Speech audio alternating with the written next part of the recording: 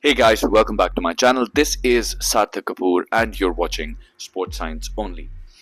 Now, in the video that we are about to review today, the goal is to look at the technique and to judge it for what it is. And I think this will help you understand how to do this thing for yourself or even for a friend in distress who is with you training in the gym having some problems with their technique, and they just ask for your opinion. But what do you think about my butt wink? What do you think about my depth? What do you think about the extension of my arm when I'm doing a specific exercise?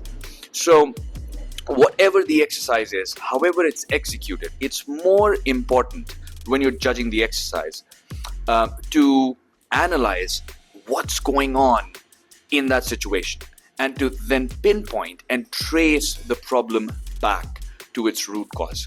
I think that's the easiest way to work with any problem, reverse engineering what is wrong. So I'll give you an example of that right now. In this video, you are seeing me do a low bar back squat. Now, low bar would mean that my bar is going to rest more on the rear delt. So I could have placed it more towards the end of my shoulders, not the way it is placed in this video. And especially when I was performing the movement as I was going down, I could have slowed the process down altogether. It would just allow me to become more comfortable with a movement which I'm going to hopefully load as I move forward with my sets, with my exercises and sets particularly, because the nature of the exercise is going to stay the same.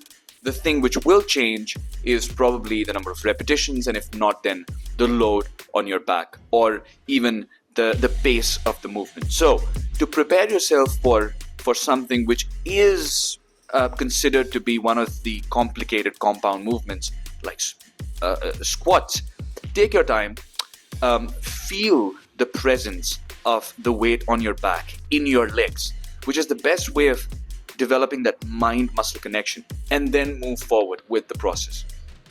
Now, in this exercise, a funny little story. When I first started this exercise, the first set I did, I ended up lifting the weight up and I did rowing instead of doing RDLs.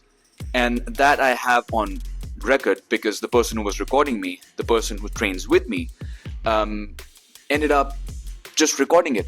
He didn't say anything to me. So, well, that was a fun little story. But, and the third video here is leg extensions.